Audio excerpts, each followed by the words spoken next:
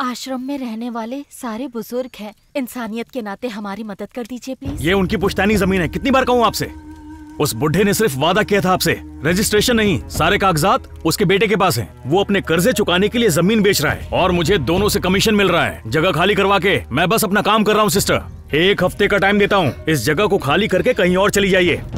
ठंडी ठंडी हवा, आसमां में चमकते तारे, ऐसे में अगर थोड़ी सी शराब मिल जाए तो सोने पे सुहागा हो जाए। नमक स्वाद अनुसार और इच्छा औकात अनुसार करनी चाहिए। आपके लिए शराब और शबाब दोनों हानिकारक हैं।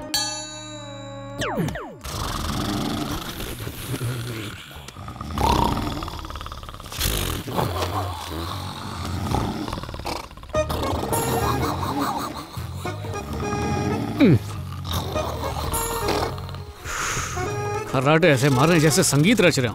ये सा से शुरू होके पा पे रुकता है और ये पा से शुरू होके सा पे रुकता है। यहाँ तो मुझे नींद नहीं आ सकती। इससे पहले बहरा हो जाऊं, बाहर जाके सो जाता हूँ। कई साल पहले एक ताकतवर राजा था। उस राजा को एक बात का सामने तो कोई बैठा नहीं है, ये किससे बात कर रही है? औलाद नहीं थी। एक दिन कुत्ते भी रो रहे हैं। क्या हुआ दादी? हाँ? किसे कहानी सुना रही हो? मैं अपने पोते को सुना रही हूँ। पोते को? पर यहाँ तो कोई नहीं है दादी।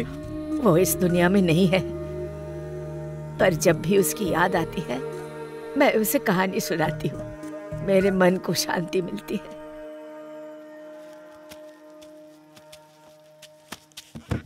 लोगों को लगता है कि मैं पागल हो गई हूँ, पर मुझे उससे कोई मतलब नहीं। दादी दिल छोटा मत करो। अच्छा एक काम करो, आज से मुझे ही अपना पोता समझ लो। हाँ? तो क्या मैं तुम्हें एक कहानी सुना सकती हूँ? इतनी रात को कहानी? ठीक है, सुनाओ दादी। उज्जैन के प्रसिद्ध राज्य में हस्तिनापुर नाम का एक शहर था। सांसारिक संसाधन, जल संसाधन, ये सब की कोई भी कमी नहीं थी वहां पर। इसका जैसा कोई और शहर नहीं था। और इस राज्य पर राज करने वाला राजा बिल्कुल तुम्हारे जैसा था। हाँ।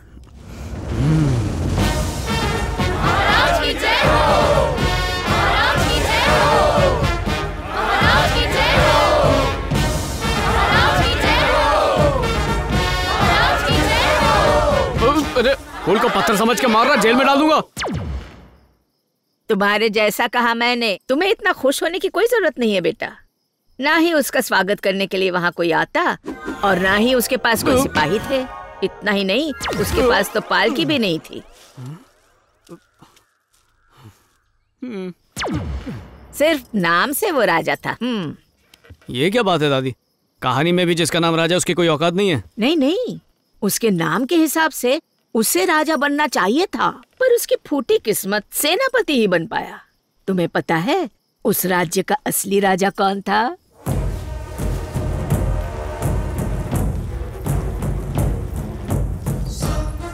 सब लोग विराजिए।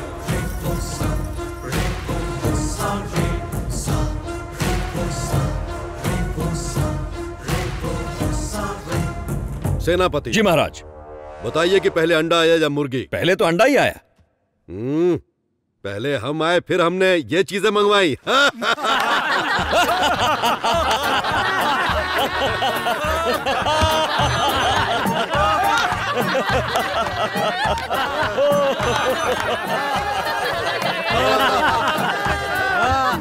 सेनापति जी, आपको हंसी क्यों नहीं आ रही है? शुक्र करो कि तुम पे मेरी जूती नहीं आई। महाराज के विरोध में बात कर रहे हो? ए तलवे चाटू, मैं तो तेरे से बात कर रहा था ना, महाराज को बीच में क्यों घसीट रहा है? बहुत हुआ। तुम्हें अपनी हंसी रोकने के जुर्म में आज ही सेनापति के पद से मुक्त करता हूं। महाराज तुम्हारा दंड होगा 3 दिन के लिए घोड़े का गोबर इकट्ठा करना। अगर घोड़े ने टट्टी नहीं की तो हाथी का गोबर इकट्ठा करो। तेरा सवाल मेरी जिंदगी में बवाल ले आया। महाराज एक और जोक मारो, मैं हंसता हूँ ना।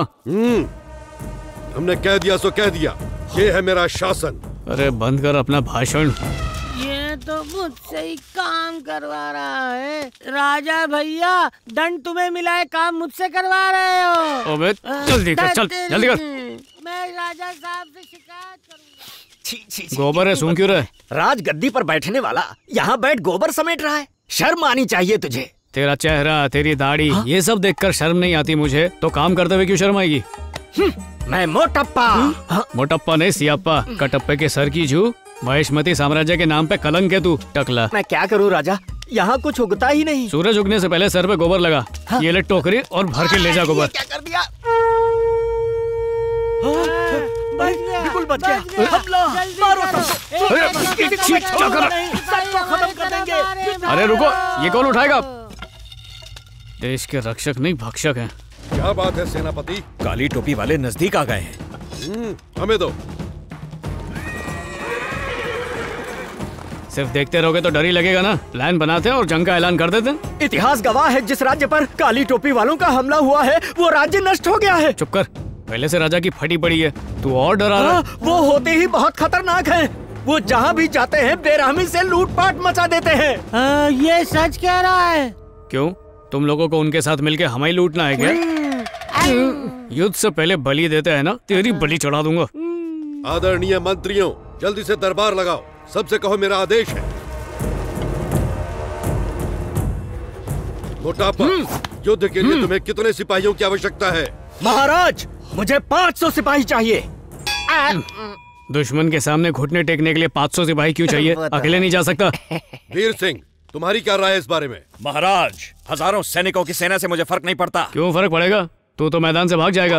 फिर उनसे लड़ने के लिए हमें जाना पड़ेगा। चुप कल के सेनापति। और क्या महाराज, एक सेना की ताकत उसका सेनापति है। अगर हम दुश्मन के सेनापति का सर कलम करने में कामयाब हुए तो बाकी सब घुटने आराम से टेक देंगे। शाबाश, ये तो आपने बिल्कुल सही कहा। हमें सेनापति राज सिंह के बताए हुए रास्ते पर चलना चाहिए। ठीक है, ऐसा ही करेंगे। सभी सेनाओं को युद्ध के लिए तैयार करो, ये मेरा आदेश है। और जाओ। महाराज की जय हो, महाराज की जय, महाराज की जय। मोटापा, हाँ बप्पा। राज्य के लोगों को सुरक्षित करना होगा। रुको भाई, अपन पहले अपने परिवार को ठिकाने पर करके आता हूँ। मैं लंगोट कस के बांध के आया। दरवाजा तो बंद कर दे। चल हट, तीसरी पत्नी को कौन जवाब देगा? निकम्मे। कुछ ए, भी वो दे। करता रहता है।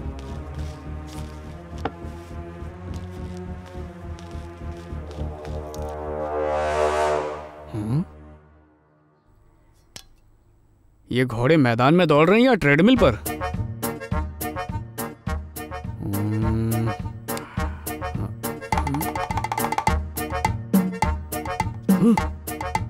ये तो आसमान में भी उड़ने लगे।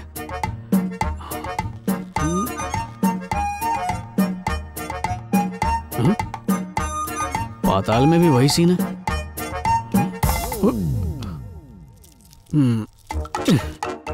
तो ये हॉर्स ब्रांड दूरबीन की वजह से इतना बड़ा तमाशा खड़ा हो गया इस महल में। क्या हुआ, और बड़े दिख रहे हैं? बिल्कुल नहीं, डर के सिकुड़ गए हैं। तलवे चाटू, दूरबीन की कंपनी के स्टिकर से सबको डरा दिया। किस तरह का सेनापति है तू? तुझे नौकरी किस बेवकूफ ने दी? युद्ध पर जाने की बजाय तुम दोनों बातें कर रहे हो। आइए महाराज, आप भी सुनिए आपके चहीते सेनापति ने क्या घोल खिलाया। तुम बड़ा चढ़ा के बताओगे, मैं खुद ही बताता हूँ। ऐसा कोई महान काम नहीं किया महाराज। वो एक धमकी भरा लेटर लिखकर कबूतर के जरिए उनको भेज दिया। वही पढ़कर भाग खड़े हुए वो लोग। महाराज ये झूठ बोल रहा है। सच्चाई मैं अपनी आंखों से देखूंगा। और महाराज, कैसा पागल राजा है। यहाँ तो कोई नहीं दिख रहा। वो सारे घोड़े कहाँ गए? महाराज वो घोड़े यहाँ। सेनापति, मैं तुम्हारी अक्ल की कदर करता हूँ। स्टिकर खाना अकलमंदी का काम है। अगर युद्ध होता तो तुम दुश्मन को कच्चा चबा जाते। चबा तो लिया है, पर अब पता नहीं किस रास्ते से निकलेगा। ज्ञान बालक, तुम इधर आओ। आओ फिर सीढ़ी लगाएगा। शूरवीर, तुम एक निडर सिपाही हो। दुश्मन को भगाकर बहुत बहादुरी का काम किया है।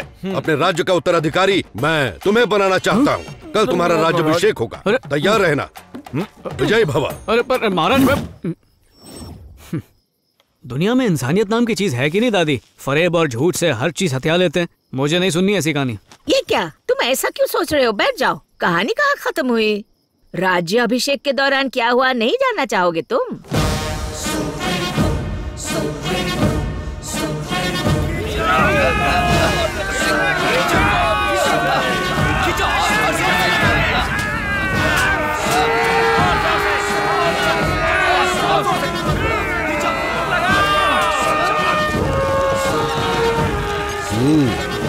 ये सारा प्रबंध किसने किया है?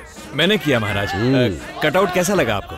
बहुत बढ़िया, उत्तम उत्तम, आश्चर्यजनक।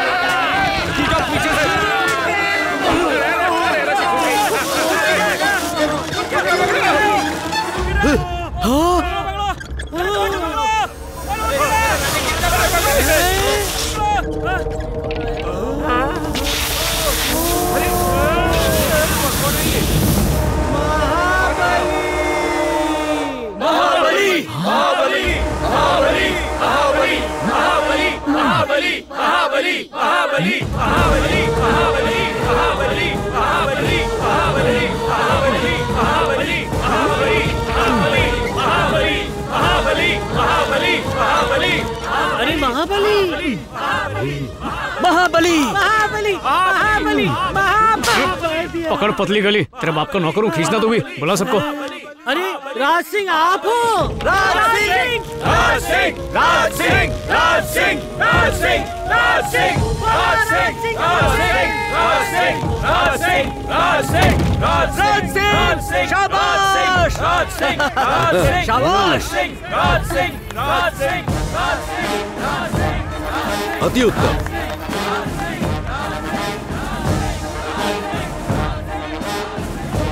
राज सिंह, अपना जूता दो। अरे क्या कर रहा? छोड़ मेरी टांग। अरे क्या कर रहा? छोड़ ना मेरी टांग। छोड़।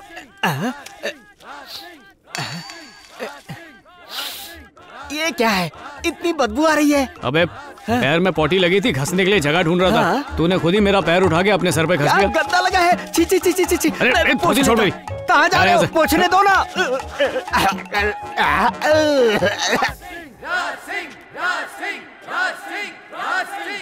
महाराज कुछ कहना चाहता हूँ। बोलो राज सिंह।